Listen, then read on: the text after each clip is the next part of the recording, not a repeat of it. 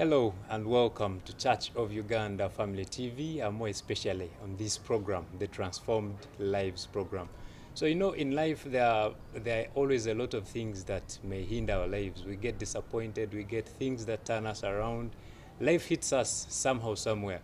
But well, at Church of Uganda Family TV, all that is sorted because we bring you people who have passed through life, who have gone through life, and they tell us how it has been, how it has always taken on their life, and how they transformed to be what they are, currently. So my name is Luke Alinaitwe, and I'm sitting in for Dr. Robert and Edwin Mukalazi here at the Transformed Lives program. And today we are blessed and we are honored to be joined by Right Reverend Samuel Kahuma, Bishop of Bunyoro Kitara Diocese. You're most welcome. Thank you so much. Yes. My pleasure. So Bishop has been, Right Reverend Samuel has been the Bishop of Bunyoro Kitara since 2016. And he was ordained in 1990 and 1991 as a priest. And in 2016, he was enthroned in December as the as the 5th Bishop of Bunyoro Kitara Diocese. Right Reverend, you can greet our viewer out there. Praise the Lord. I greet all our viewers, and I thank you for viewing and listening to us. Thank you. So, Bishop, before we go to who you are right now, take us through a little of life, where you started from as a child, the schools you went to that nurtured you to this person you are. Thank you. I was born on the 21st day of August, 1959. To a family of Mr. and Mrs. Meihaho. That name is not so common. My late father was called Yoram Meihaho, and my mother was called Joyce Meihaho, and they brought me up. And I remember at my earliest age, as far as I can remember, before I went to school, my father bought a few cows. Okay. And I wonder up to today whether he named me Kahuma because he knew he would buy those few cows. Because my name literally means a young man who looks after cows. Okay. And indeed, when he brought these cows in, he asked me to be in charge of these cows.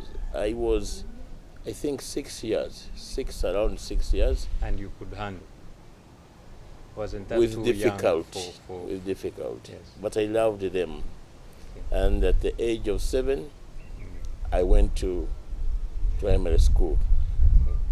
But I would double this, look after these cows, and then go to school. Okay.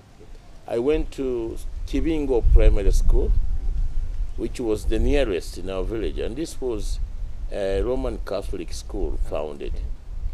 The Anglican Church founded school was a little further, and my elder siblings were at the other school, and possibly because of the journey, my parents thought I could go to the Roman Church founded school. How long is this distance? I think 2 kilometers. Okay. 2 kilometers.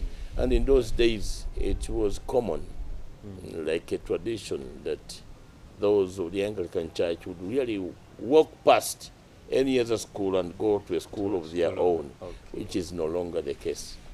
So I studied here. I still remember the teachers. I do remember. Right from P1, I remember the oldest that is still living, my teacher in P3. He's still living. I have recently visited him. How old is he? I'm not very sure, but I think he's approaching his 90s. Okay. He's called John Yendoha. Oh. John Yendoha. Your primary 3 teacher? Primary 3 teacher. And I think my primary 5 teacher passed on. Yes. And my primary 2 teacher is alive, a lady. This is called Yuneki Kiza. She taught me in primary 2. Those are some of my dearest teachers that I cherish. while in the lower primary school. Yeah, so to cut you short, there have always been, according to the stories we hear, there were challenges, lots of challenges for people to go to school those days. Yes, there were. I remember, of course, walking along the road when it is raining. There were no shoes like today. Early in the morning, the stones would prick you as you walk. And it was a challenge. And in the afternoon, the same way. But finally, you make it. Okay. And we were so many. And like any other children, we played, we fought, even fighting, we fought. And at times you'd be beaten. Are you still in contact with some of those friends? At times you'd beat, yes, yes. And whenever we meet, we remember those old days. Okay. And until you are beaten, then you know, I think I'd better stop this habit of fighting because I cannot sustain it. Because at times you'll be beaten and you cry and cry and cry and it ends there. Okay, so how do you transform to secondary life now?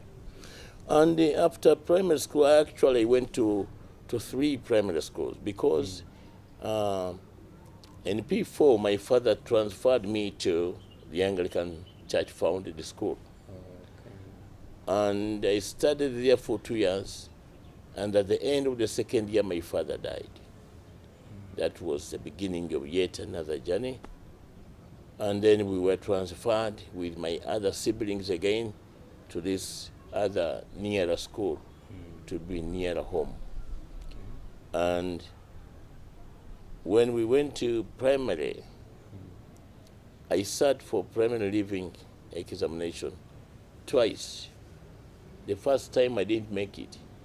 And you remember in those days, you only go to secondary school after you have scored first grade. Oh. Second grade, even when you are nearer to, you don't go. Why? Go back. There were very few schools. We had in Bunyoro here, we had only Duhaga Secondary School in the neighborhood.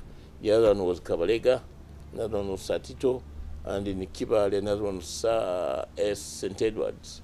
So there were very few schools. So there was only room for the first graders. So I was encouraged to repeat. And there were no private schools. In Hoima, the whole of Hoima here, I think we had only one private school, St. Andrea Kahuma. That was the only primary school. Today it is government-aided secondary school. So I went to another school, Bulindi. Again, a Roman Catholic founded the school. That is where I did my P7 and passed it in grade 1. Then I was taken to Kampala. My siblings took me to Kampala to a new school which was beginning because they still complained that my grade was still low. It was first grade, but it was not strong enough. Okay. In those days, we were counting marks. I had scored 211. The first grade was 210, which means an average of 70 per subject. So 211, it was weak. So I was not absorbed.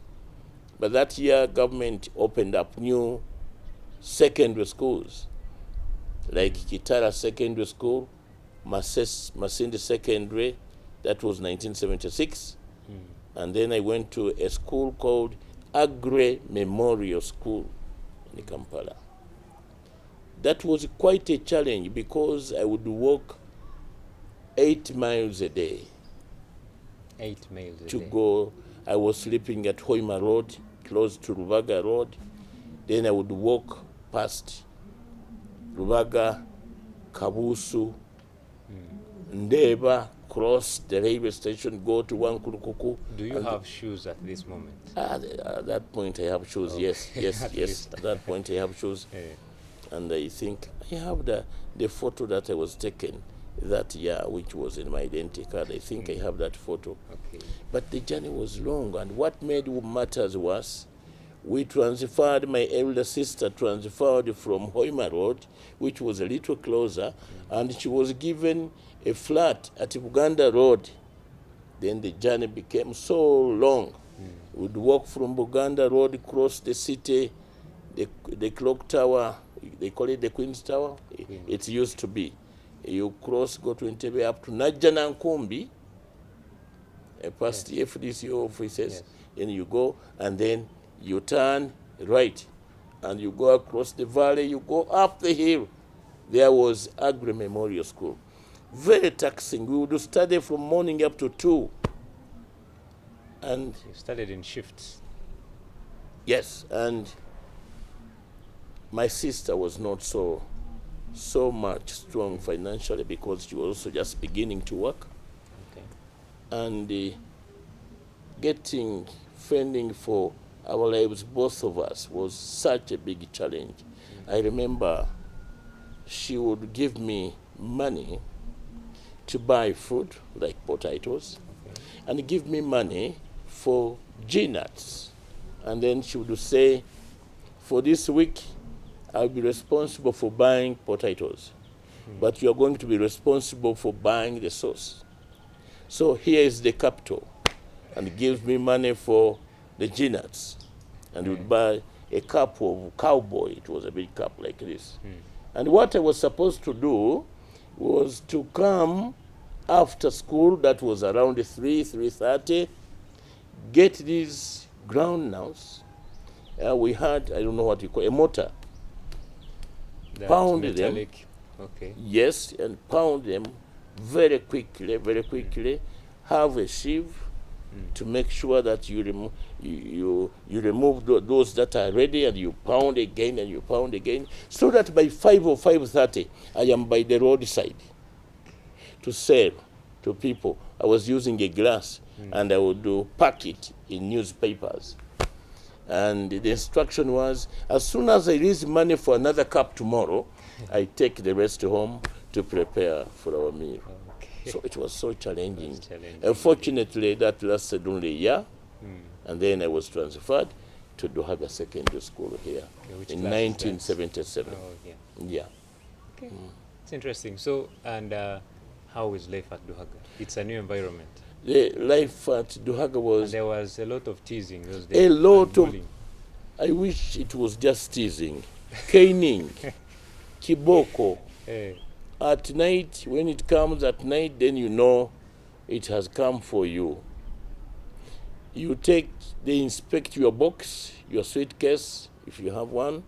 They want to see everything in it. If you have any eatables, they take them.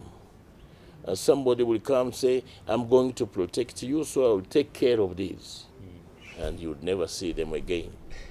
And you would not complain.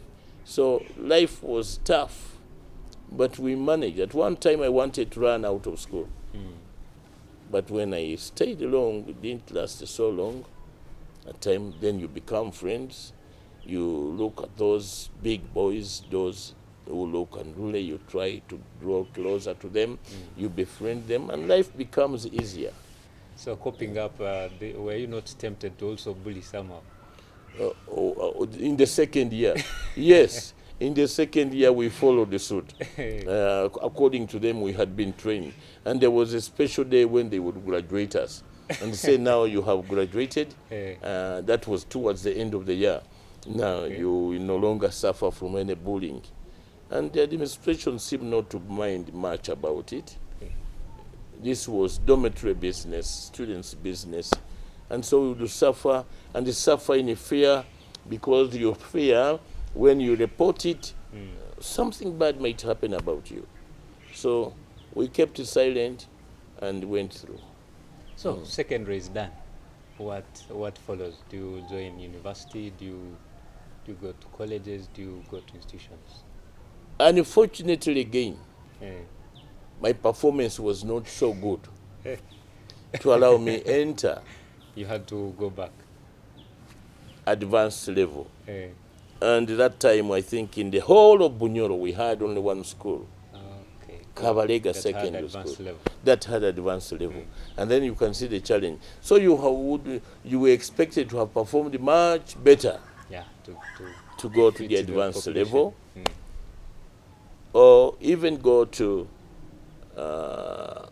colleges. Colleges, yeah. You remember that time people were even going for diplomas diplomas in Kyambogo. There are people who went for a diploma in Kyambogo in education, right from senior 4. Those were the times. Those were the times. So I didn't make it. I went to Kampala to see what I could do. I went to my other sister. She had now been married. And my brother-in-law was her husband, liked me so much. And he got me a job in the Ministry of Works because he himself was an engineer in the Ministry of Works. So he got me a simple job, clerical work in the Ministry of Works. And we were working at that office.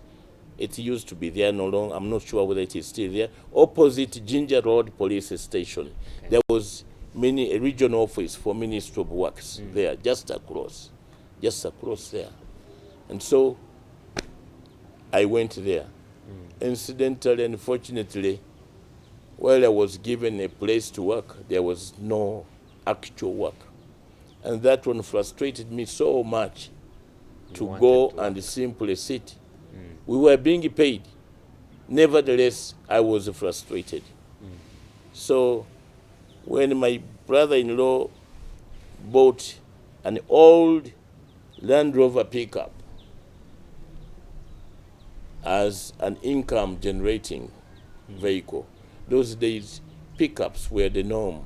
People would travel the pickups. There were no these today we have minibuses. They were not there. The nearer to minibuses we had pickups which had been built. They were called matatu.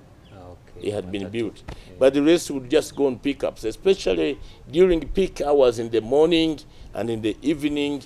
People would scramble for any means of transport. So I went to be kind of an assistant, a turnboy to this Land Rover. And in so doing, during the day would be hired to go to the villages, ferry beer, take shop materials to whoever wanted to hire a vehicle. And this gave me an opportunity to move in most of the places in Uganda, most of the places, because we would be hired. However, there were challenges again with this vehicle.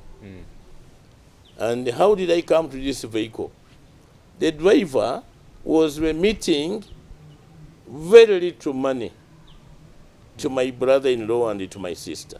And he said, why don't you now, for a few days, miss and go and follow this driver. The driver who used to bring in 500 shillings, 600, and begin to tell stories. The first time I went with him, he brought in 1,500. So that was the money. Taking off the money. I remember that time hiring gas from Kampala to Hoima, we would be hired for 2,000 shillings to bring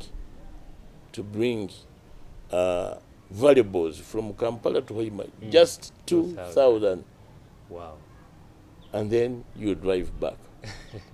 We got into problems, especially with traffic, because this was a DMC vehicle. A number of times we were arrested.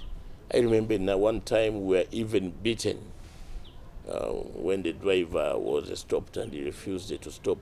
We were beaten, taken to the CPS, and before we were locked up, somehow I found means to escape and ran into an office which I knew.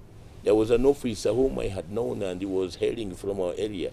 And when I reached him, I was in tears, crying. I said, we have been beaten. And he quickly rose to his feet. He took me and he followed up. And eventually the policemen who were shouting at us started begging us to forgive them. Those were part of the stories. And in so doing, I found myself at the old Buganda bus park, which had also a park for these pickups. And so life at the park, I know, calling customers, getting customers here and there. You did that? I did that. Wow. At Buganda, what was it called? The Buganda bus park. Hey, what job is that? What do we call it?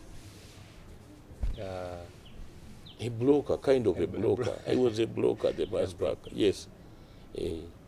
because even when our vehicle was not working, I would still go there and act as a broker for other vehicles. So I did that work. Don't you get to other things, earthly things? You're associating with so many people around there.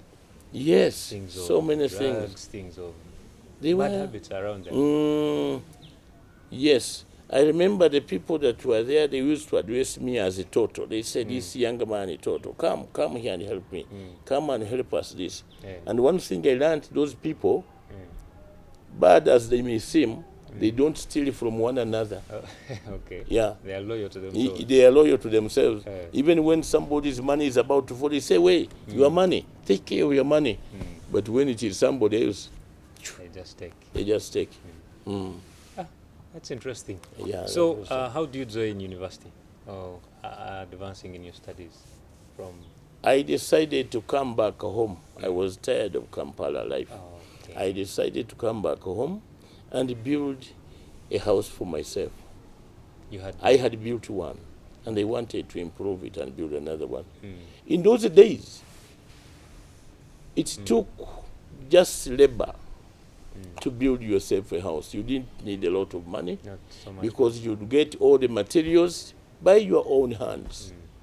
All the materials needed for the house, When do you except build- for a few nails that you may need. Okay. And I'm building just home. Okay. And at Which year home- is this? That is 1981. That's when I returned from Kampala to come back to Hoima. Okay. I want to mend my old house because these grass-sacked houses, if you don't keep mending them, It perishes. they perish. So I was caring for my house, hoping that possibly I would go back to Kampala. But in the long run, I did not go back. And in those days, the teachers were rare. Teachers were rare. Most of the schools were filled by licensed teachers. In a school, you find only the head teacher is a registered teacher, is one who is trained. The majority, if not the rest, are licensed teachers. That is as early as 1981. And even for the licensed teachers, it was not easy to find them, even when they were just around. So here comes a head teacher one evening from one of the neighboring schools. And he says to me, I have been told that you are here, you have returned from Kampala. I said, yes. And he said, what is the plan now? And I told him my plan is to finish mending my house, then I go back to Kampala. He says, how about if there is an opportunity for you to teach? I said, I don't think. Because, first of all, I am doing my work here, and secondly, after this work, I may want to go back to Kampala. He said, but we have a need at our school. Can't you come and help us? I said, it's a challenge. I don't feel like I can do that work now.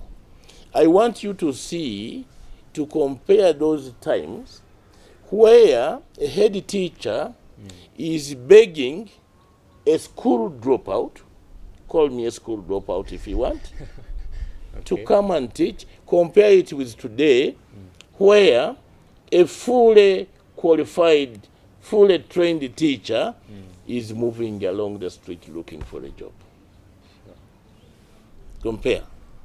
So those days it was there. He insisted. He insisted.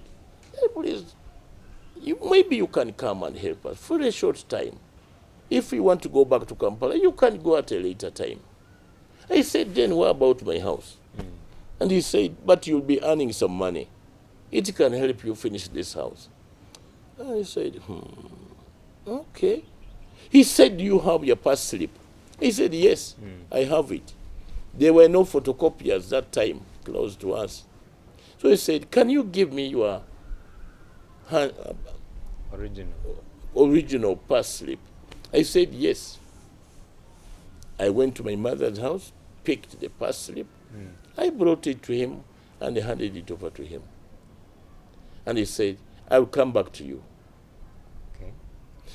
After 2 days, he returned, returning my pass slip and bringing me a letter of posting from the district education officer of Masindi, that you have been posted to Kibingo Primary School, my very first school. Your salary will be, I remember it was 1,100. They had increased. Increased. They had increased. Is that much money by then? Not much money, but they had increased. Okay. You remember when I worked in Ministry of Works, I was getting 458. Yeah. And the teachers were getting 480. Shillings? Yes. Not 1,000 shillings? No. 480 shillings. 480 shillings. That is by early 1980. So, end of 81, when they say it is 1,100, they have increased. Almost doubled. So you got to teach. And so I got the letter. There was no interview. There was nothing. I started teaching and would be paid by the head teacher. The head teacher would go to Masindi and get all the money for the staff and bring it and pay us. I remember by then the grade 3 qualified teacher was earning around 1,400 something. Yeah, that was great. And we would look at them and admire them and say, hey, this is the one. Grade 3 teachers. Those were like professors in primary school. You would find one by one. Not every school had a grade 3 teacher. Those were the professors. Almost the qualified teachers were grade 2. So I started teaching. I was given P3. No sooner had I started teaching than the interest in me started to grow. My interest grew from one level to the other. I loved the children. I enjoyed them. Okay. So I taught. It's a new life now. Yes. But I had a challenge. I was a drunkard. Oh, okay. I was taking alcohol, and that was consuming much of my 1,100. Oh, okay. And the other problem, that money could not buy enough for what you needed. Yeah. I remember I bought a shirt, a nylon shirt, because the one I had was beginning to get torn. And it was 800 shillings. I'm getting a salary of 1,100, which means if I buy this second-hand shirt, I will remain with only 300. Remember? So I bargained with the man, and he allowed me to take it after paying 500. Okay. And then I paid 200 the following month, and then I paid the remaining 100 the other month. I bought a second-hand shirt in installments. Okay. And for the trousers, there were no ready-made trousers like today. Of course, they were then in Kampala for another category of people. You would buy a piece of cloth, take it to the tailor. I remember the piece of cloth for a trouser would cost more than your salary for 1 month. Yes, more than your salary for 1 month. So when you walk 10 miles from my village to come and buy this piece of trouser, you do only that. You don't take it to the tailor because you have exhausted all the money you have. And when you go back home, your fellow young people, the youth, because you told them you are going to town to buy it, they'll be waiting to come and see what you have bought. They say, let us see what you have bought. You get into the house, you bring it out, you spread it, and they begin touching I say, I wish I get money. When are you going back for the tailor? Possibly I would have raised my money so that we can go together. You also take me to where you bought this Okay. so that I can also buy. I want you to compare. The money is not enough even to buy your dress. So, when this money was not enough, we were frustrated and we would drink the little that was there.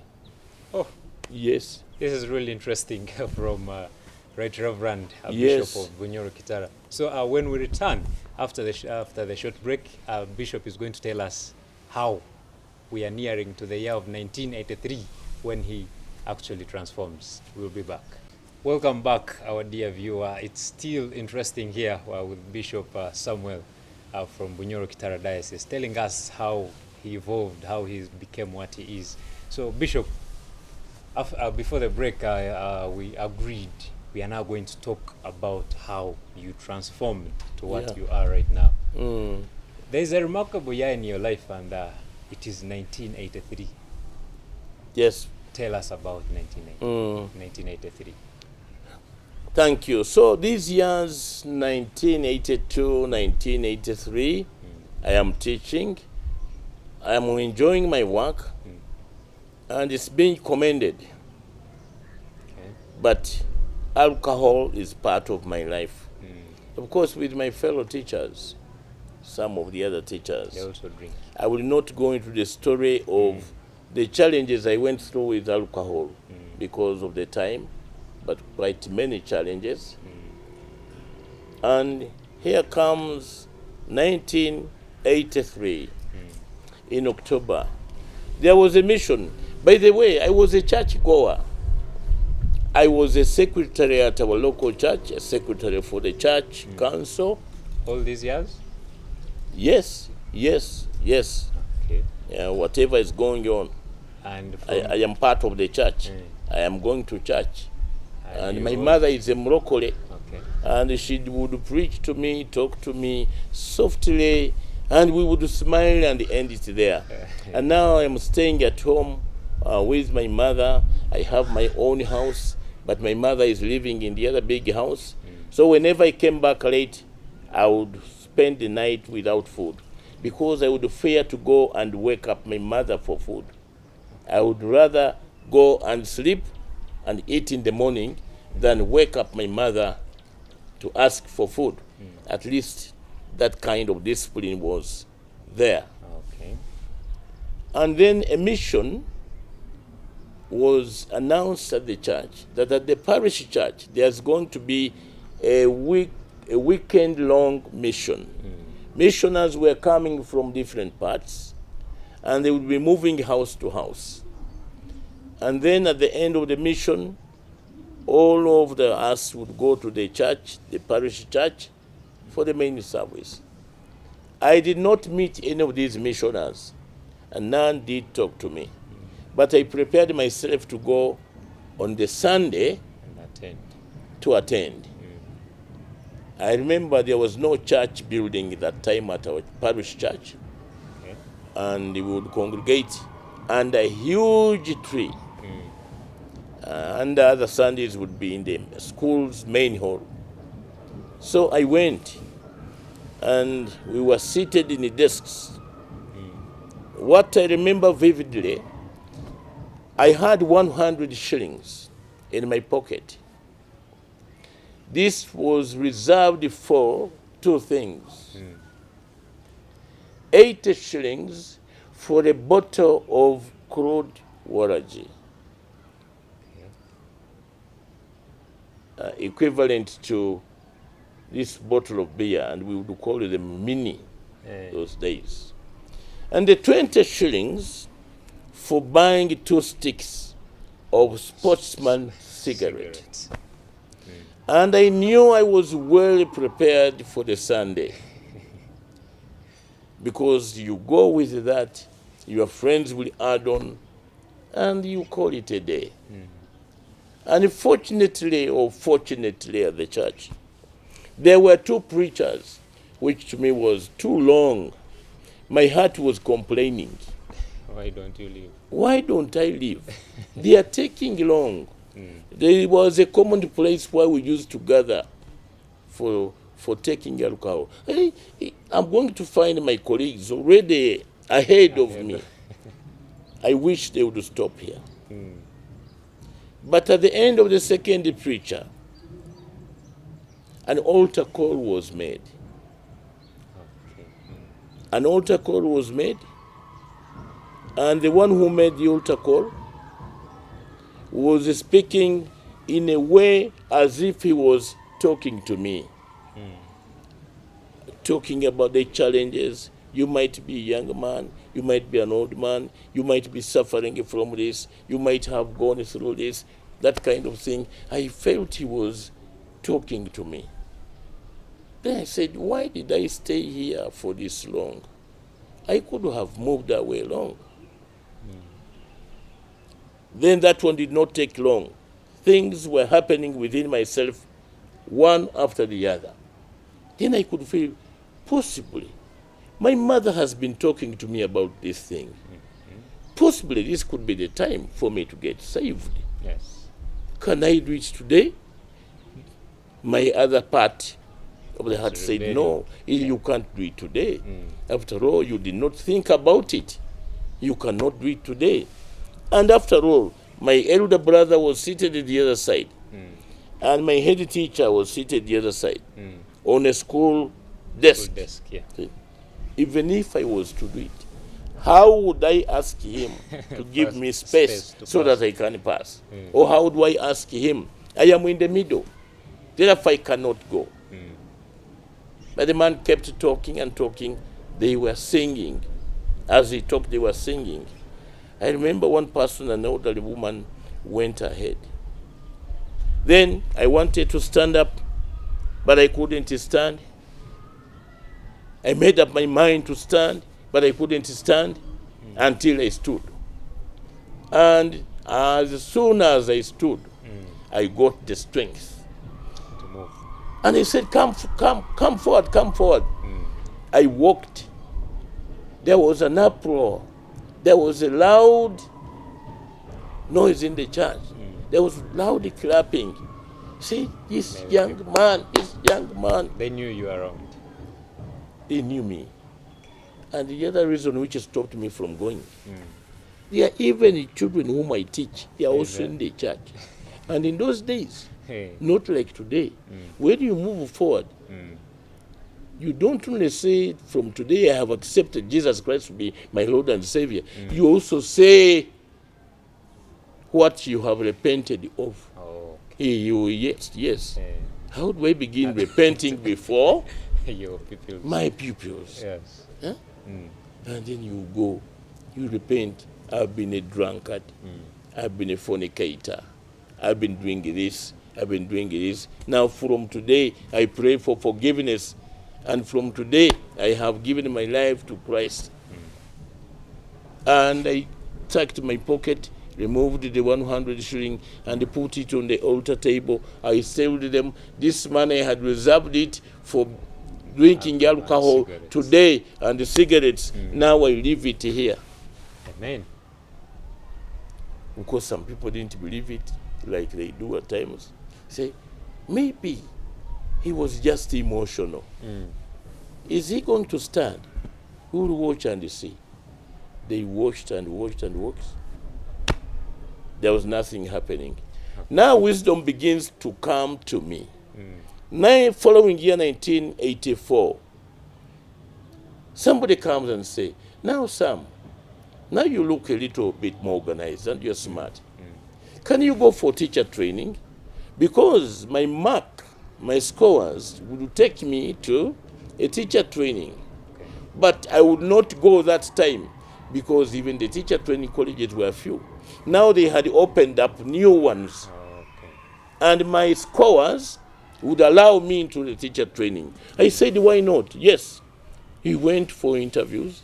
First of all, I applied. We were called for interviews. There's this thing I remember. When I went, the day I went for the interview, well prepared. You know, I had a little bit grown up 1984. Remember, I was in secondary 79. So I am a little different from these senior 4 chaps who are also coming. I look like an elder now. So when I came, I think I was a little late. I found a good number of them seated on a bench. And I wanted to come to them and ask them what was the procedure. And as I came to them, as I approached them, before asking them, they stood up, took me for a tutor. Yet I was one of them. I had come for the interview. Later on, after we had been admitted, that's when they would come and say, you man, why did you boast over us? You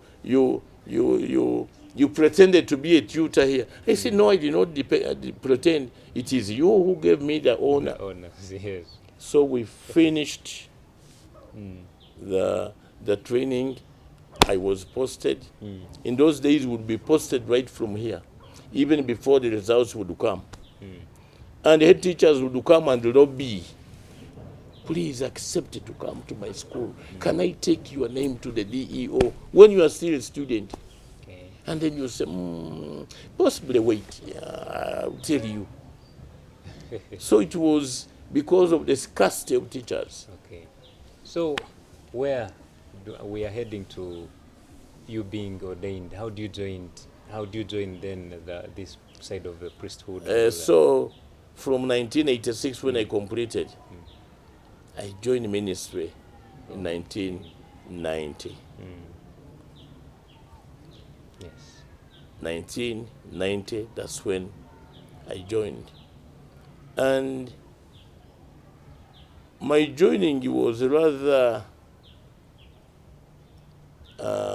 not like my initial entry. Okay. Was a quick one. Is it because you were already saved? No.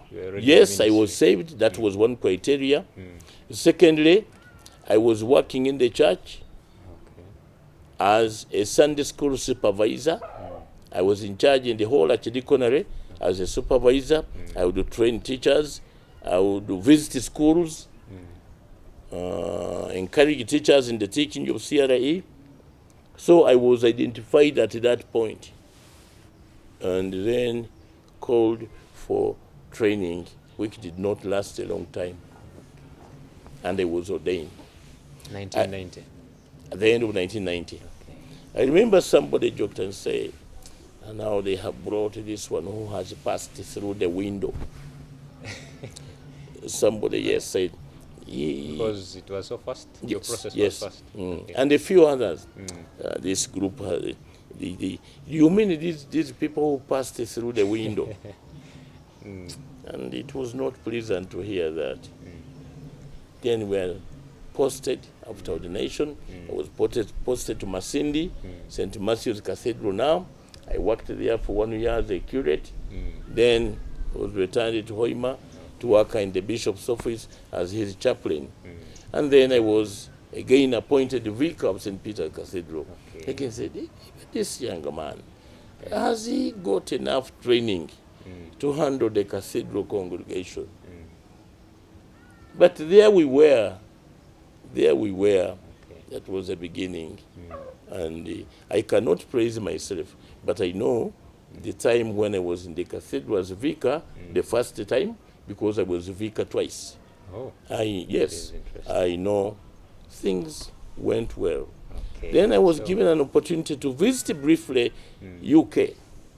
In 1995, I visited some churches in the UK for 1 month.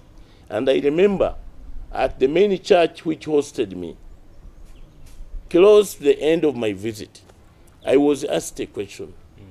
What do you feel like you want us to do for you?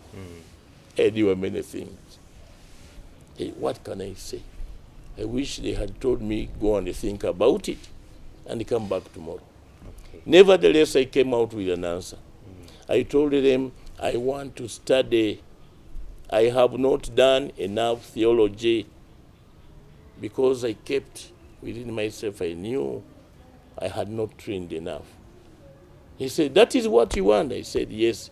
He said, okay, you go, ask your bishop to allow you, go to a theological college. We will pay all the fees for you. That was the beginning. And the bishop was happy about it when I returned. So the following year, 1996, I went to Bishop Tucker Theological College. UCU had not started. UCU comes in, I think, in 1998 or 97 there. I did a diploma very well. There were 2 diplomas. One diploma was offered by Makerere University, one by Bishop Tucker Theological College. I opted for the one for Makerere University. How? I did a mature entrance exam, and I got the qualification. Wow. And I did it. And after they got my results, my sponsor said, can you continue and do the degree? I said yes. I asked my bishop, and my bishop said yes. And I did the degree, Bachelor of Divinity. I want to tell you, from the time I accepted Jesus Christ, things started becoming easier for me. Even in studies. Can you imagine? I was the single candidate who got a first-class degree in Bachelor of Divinity at UCU. Wow. And I was studying with these younger people who had come from A level, who had scored, what do you call them? Oh, upper classes, best grades? No. First divisions? Principals. Oh, high principals. He has 4 principals, 3 principals, 2. I got a first-class degree. That is interesting. And there was some of my lecturers said, we would want you to stay and do the masters. And when I asked my bishop said, no, you have stayed long away. Come back and serve. You will study later. So I decided to come back. I remember there was a friend of mine who refused to go back home because he wanted to study further. Things did not go well with him. So, obedience is very key in these things, even when you think you know the way to go. Even when you think you have your own ambitions, all through your ministry and wherever you'll be, obedience is very, very key. I came back here. I was appointed a vicar a second time. This time, I was feeling, yes, I am the vicar now. I am trained. This is interesting. Yes. So in case you have just joined us, we are with Right Reverend Samuel Kahuma, the Bishop of Bunyoro Kitara Diocese, and he's telling us how he transformed in his life to what he is right now. So Bishop, where is Mama Sarah? She's in the house. You mean at that time? At that time. She's teaching. She's a diploma holder, diploma in education. That time she's teaching.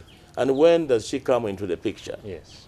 In 1988, after I have done the education here for primary teaching, and I have started teaching, and you remember I left her at college. I saw her at college, Okay. but I didn't talk to her. You marked. I saw her at college Hey. and left her there. She was a year behind me, though a little younger, because I had come to college when I was a little older, Yes. and she had come to college when she was just straight away. And at college, I was the chairperson of the chapel committee. And when we were leaving, we were supposed to elect our successors. And without me influencing it, she was chosen to be my successor. At times I tell her that actually I had not wanted you to be my successor. I had wanted you to be the chairperson of Focus, Fellowship of Christian Unions. But the majority vote went for her to be the chapel chairperson. So we did the same job at the college. That's interesting. And then we got married in 1988. Okay. And so all this time, we are moving together. And transfers were easy that time. When you have been moved, your wife automatically moves. They will respect that, which is not as easy today. you can be moved, but your wife may not easily be moved, especially if it is across the district. It is another thing, or another thing altogether. Okay. Yeah. So And you are now in 2016. 2016. But Yes. why don't we have one son. I don't want to forget him. Okay. He is the firstborn and lastborn, That's interesting. and the 4 grandchildren. Wow. Florence, the elder, then we have David, and we have Daniel, and Darius. Yeah. And our son is called Solomon. That's interesting. He works with Hoima State Council. So in 2016, you're called upon. 2016, I'm serving as a diocesan secretary.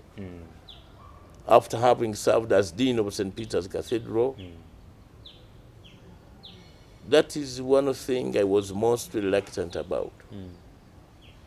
And I used to tell my colleagues that I pity the man, or I pity the person who will follow Bishop Nathan Kiamanywa. He was the bishop then. Okay. Because of his ministry and his leadership and what the Lord has enabled him to achieve. It will be a challenge for somebody who succeeded him. I used to say this, and partly that was the reason why I didn't want even to become a bishop. Yeah. Okay. I don't want to be, I will just look like a dwarf. And then people begin laughing at me, saying, now look at him. We had him, look at what we had that time. And then when this one came, see what was done. And secondly, my health was not good up to now. Up to now, my health, I was weak, I said. And I had been close to the bishop as a diocesan secretary. How are you going to manage? I had seen him work and toil. I said, I can't manage this. A few people encouraged me to say, but why don't you? Why can't you? Possibly you can make it. A few people. To tell you the truth, I was very reluctant. And no one can claim that he ever heard me talk about the issue of the office of becoming a bishop to him. Okay. Even my wife complained and said, but for you, the people have been talking about you, but you always keep quiet. What do you mean? Can't you become a bishop? I said, no, shall I manage? Eventually, I submitted in my CVs, reluctantly, but only to hear that I had been elected to be the 4th bishop of the 5th, yes, of Bunyoro Kitara Diocese. How does this news? It found me as I was ending my annual leave in the village. It was at 10. I think after 10, it was around 11 p.m., close to midnight. I had 2 days to leave, to come back to station, because I had been away for leave. And I get not a call. I had a sound on my phone, which was a message. Then I woke up and opened my phone, read the message. It was from my predecessor. I say, what does he say at this time?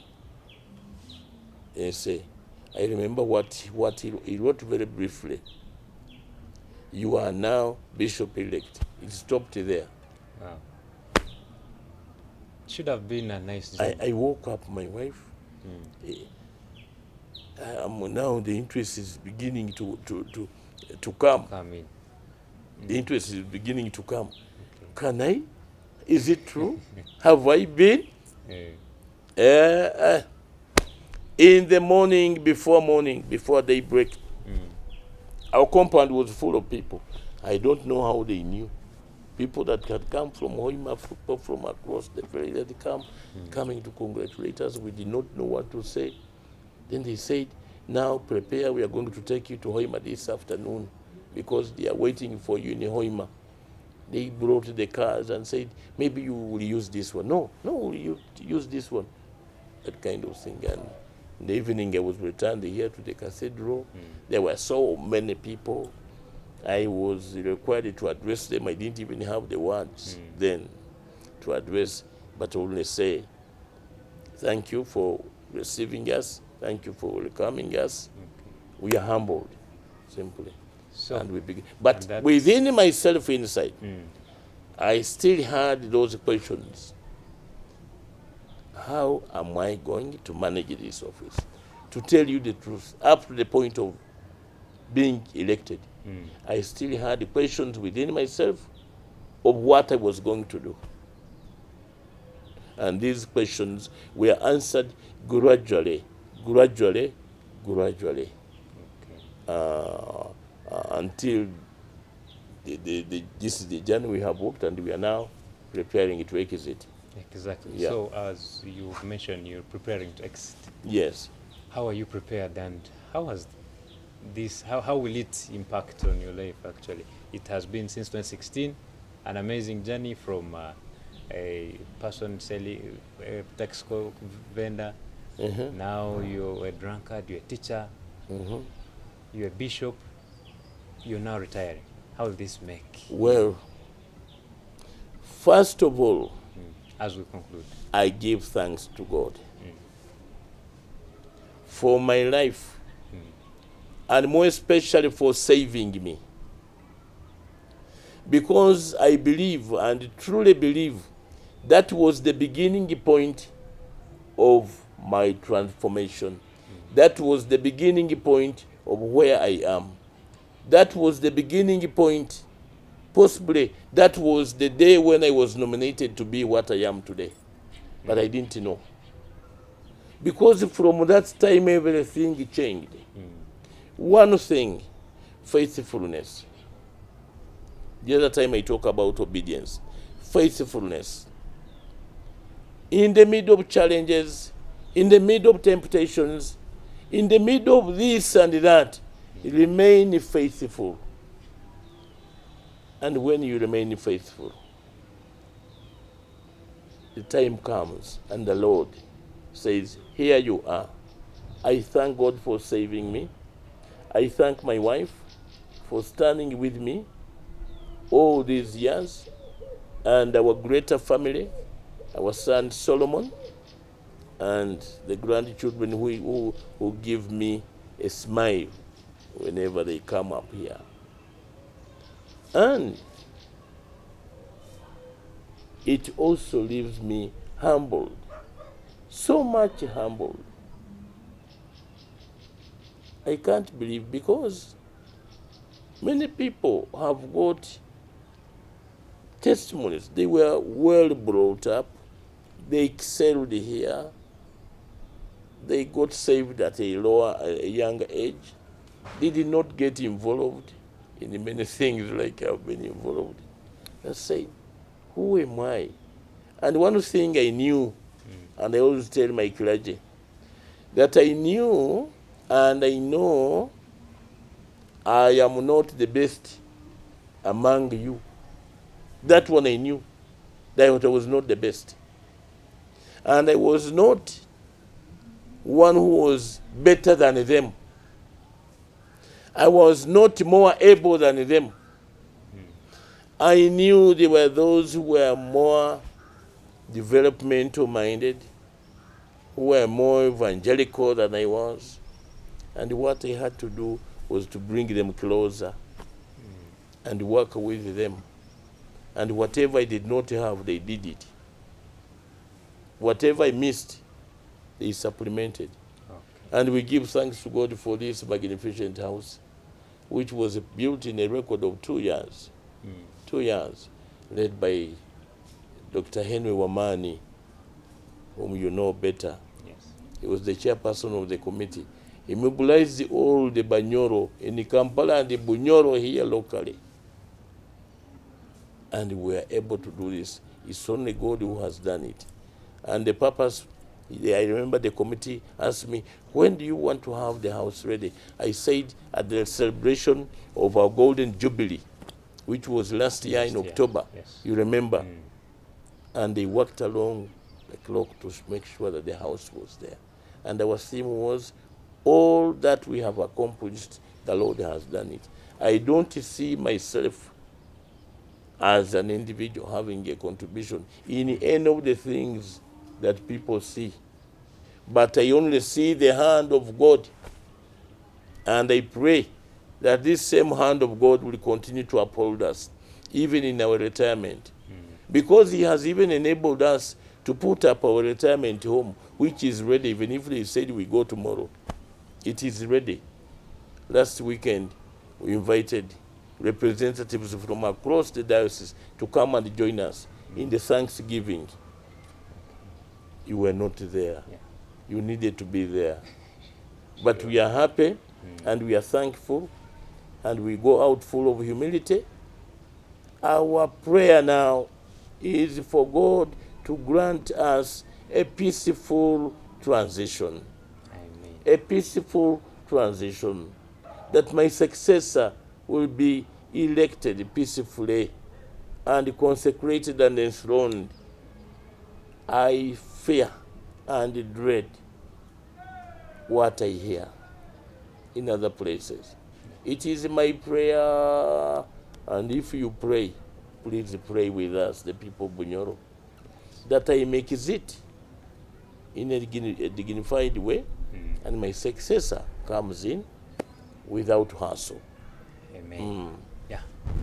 Thank you so much. That has been Right Reverend Samuel Kahuma, Bishop of Bunyoro Kitara Diocese, and has been giving us how his life transformed, what it has taken him to see where he is, and unfortunately or fortunately, he's retiring next year.